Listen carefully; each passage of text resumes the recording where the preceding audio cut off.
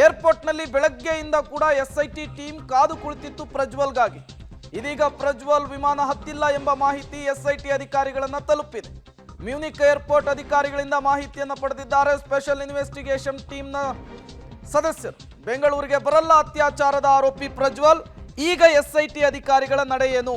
ಶತಾಯ ಗತಾಯ ಅವರನ್ನು ಹಿಡಿದುಕೊಂಡು ಬರಲೇಬೇಕಾದಂತಹ ಪರಿಸ್ಥಿತಿ ನಿರ್ಮಾಣವಾಗಿದೆ. ಒಂದಲ್ಲ ಎರಡಲ್ಲ 19-20 ದಿನಗಳಿಂದ ಅಪ್ಸ್ಕ್ಯಾಂಡ್ ಆಗಿದ್ದಾರೆ. ಎಸ್ಐಟಿ ಅಧಿಕಾರಿಗಳಿಗೆ ಚಳ್ಳೆ ಹಣ್ಣು ತಿನ್ನಿಸ್ತಾ ಇದ್ದಾರೆ. 7 ದಿನಗಳ ಕಾಲ ಕಾಲಾವಕಾಶವನ್ನು ಕೊಡಿ, ನಾನೇ ಬಂದು ವಿಚಾರಣೆಯನ್ನು ಎದುರಿಸ್ತೇನೆ ಅಂತೇಳಿ ತಮ್ಮ ವಕೀಲರ ಮೂಲಕ ಮನವಿಯನ್ನು ಮಾಡಿಕೊಂಡಿದ್ರು ಇದೇ ಪ್ರಜ್ವಲ್. ಈಗ ಪ್ರಜ್ವಲ್ ಮತ್ತೊಮ್ಮೆ ಎಸ್ಐಟಿ ಅಧಿಕಾರಿಗಳಿಗೆ ಚಳ್ಳೆ ಹಣ್ಣನ್ನು ತಿನ್ನಿಸ್ತಾ ಇದ್ದಾರೆ. ಕಣ್ಣ ಮುಚ್ಚಾಲೆ ಆಟವನ್ನು ಮುಂದುವರಿಸ್ತಾ ಇದ್ದಾರೆ. ಸಹಜವಾಗಿಯೇ ಎಸ್ಐಟಿ ಅಧಿಕಾರಿಗಳು ಈಗ ರೆಡ್ ಕಾರ್ನರ್ ನೋಟಿಸ್ ಅನ್ನು ಜಾರಿ ಮಾಡಲಿಕ್ಕೂ ಕೂಡ ಬೇಕಾದಂತಹ ಸಿದ್ಧತೆಗಳನ್ನು ಮಾಡಿಕೊಳ್ಳಬಹುದು. ಮತ್ತಷ್ಟು ಡೀಟೇಲ್ಸ್ ಅನ್ನು ಕೊಡ್ತಾರೆ ನಮ್ಮ ಪ್ರತಿನಿಧಿ ರಾಘು, ನೇರ ಸಂಪರ್ಕದಲ್ಲಿ ಜಾಯ್ನ್ ಆಗಿದ್ದಾರೆ.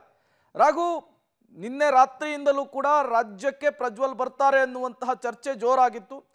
ಅವರು ಬರ್ತಾ ಇದ್ದ ಹಾಗೆ ಲಾಕ್ ಮಾಡಲಿಕ್ಕೂ ಕೂಡ ಎಸ್ಐಟಿ ಅಧಿಕಾರಿಗಳು ಸಿದ್ಧತೆಯನ್ನು ಮಾಡ್ಕೊಳ್ತಾ ಇದ್ರು. ಈಗ ರಾಜ್ಯಕ್ಕೆ ಪ್ರಜ್ವಲ್ ಬರಲ್ಲ ಅನ್ನುವಂತಹ ಮಾಹಿತಿ ಸಿಗ್ತಾ ಇದೆ. ಎಸ್ಐಟಿ ಅಧಿಕಾರಿಗಳು ಏನು ಹೇಳ್ತಾ ಇದ್ದಾರೆ, ಏನೆಲ್ಲ ಬೆಳವಣಿಗೆಗಳಾಗ್ತಾ ಇದೆ ಅಂತ ಹೇಳಿ ರಾಘು?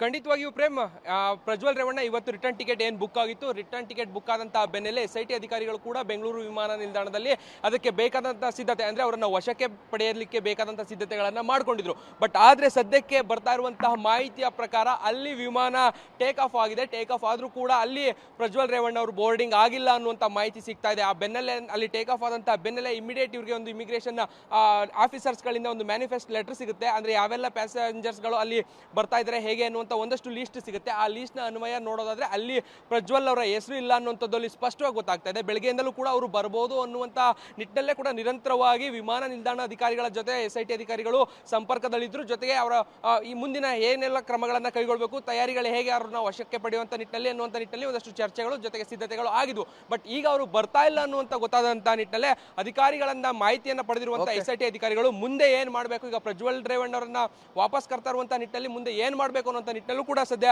ಒಂದಷ್ಟು ತಯಾರಿಗಳನ್ನ ಮಾಡ್ಕೊಳ್ತಾ ಇದ್ದಾರೆ. Prem, okay, thank you Raghu ತಮ್ಮೆಲ್ಲ ಮಾಹಿತಿಗಾಗಿ. ಪ್ರಜ್ವಲ್ ರೇವಣ್ಣ ಅವರು ಇವತ್ತು ಕೂಡ ರಾಜ್ಯಕ್ಕೆ ಬರೋದಿಲ್ಲ. ಅತ್ಯಾಚಾರದ ಆರೋಪಿ ಪ್ರಜ್ವಲ್ ರೇವಣ್ಣ ಭೂಗತರಾಗಿದ್ದಾರೆ 19 ದಿನಗಳಿಂದ. ಮನೆಯವರ ಸಂಪರ್ಕದಲ್ಲೂ ಕೂಡ ಇಲ್ವಾ ಪ್ರಜ್ವಲ್ ರೇವಣ್ಣ ಅವರು ಅನ್ನುವಂತಹ ಪ್ರಶ್ನೆ. ಪ್ರಜ್ವಲ್ ರೇವಣ್ಣ ಬಗ್ಗೆ ಯಾರಿಗೂ ಕೂಡ ಮಾಹಿತಿಯೇ ಇಲ್ವಾ? ಪ್ರಜ್ವಲ್ ರೇವಣ್ಣ ಯಾರ ಸಂಪರ್ಕದಲ್ಲೂ ಕೂಡ ಇಲ್ಲ ಅಂತೇಳಿ GT ದೇವೇಗೌಡರು ಹೇಳಿದ್ದಾರೆ. ಪ್ರಜ್ವಲ್ ನಿಗೂಢ ನಡೆಯ ಬಗ್ಗೆ ಎಲ್ಲರಿಗೂ ಕೂಡ ಡೌಟ್, ಅನುಮಾನ. ಅತ್ಯಾಚಾರದ ಆರೋಪಿ ಪ್ರಜ್ವಲ್ ರೇವಣ್ಣ ಭೂಗತರಾಗಿರುವ ವಿಚಾರಕ್ಕೆ ಸಂಬಂಧಪಟ್ಟಂತೆ ಯಾರಿಗೂ ಕೂಡ ಮಾಹಿತಿ ಇಲ್ಲ ಅಂಥೇಳಿ JDSನ ಕೋರ್ ಕಮಿಟಿಯ ಅಧ್ಯಕ್ಷರಾಗಿರುವಂತಹ GT ದೇವೇಗೌಡರು ಮಾಹಿತಿಯನ್ನು ಕೊಟ್ಟಿರುವಂಥದ್ದು. ಯಾಕೆ ಹೋದ್ರು, ಏನಕ್ಕೆ ಹೋದ್ರು, ಯಾವ ಬರ್ತಾರೆ, ಯಾವ ಬರಲ್ಲ, ಇದು ಯಾರಿಗೂ ಅದು ಸುದ್ದಿ ಸುಳಿವು ಇಲ್ಲ. ಅವ್ರಿಗೆ ಇಲ್ಲ ಅಂದಮೇಲೆ ನಮ್ಗಳಿಗೆ ಹೆಂಗೆ ಗೊತ್ತಾಯ್ತದೆ? ವಿಚಾರ ಗೊತ್ತಿಲ್ಲ. ಅದು ಯಾವುದು ಅಮ್ಮ ಸುಳ್ಳು ಹೇಳೋಕ್ಕಾಗಲ್ಲ.